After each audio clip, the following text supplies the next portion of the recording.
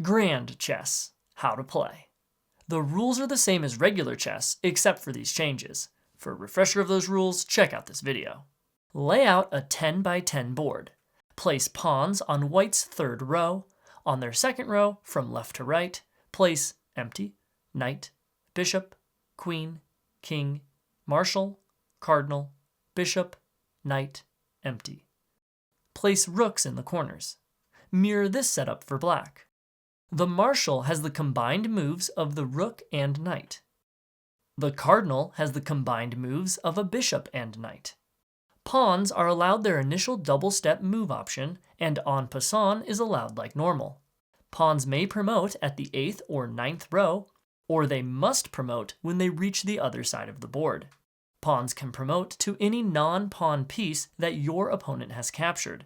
If your opponent hasn't captured any, then a pawn may not promote nor move to the last row. A pawn on the 9th row can still check an enemy king even if there isn't a piece it can promote to. You are not allowed to castle.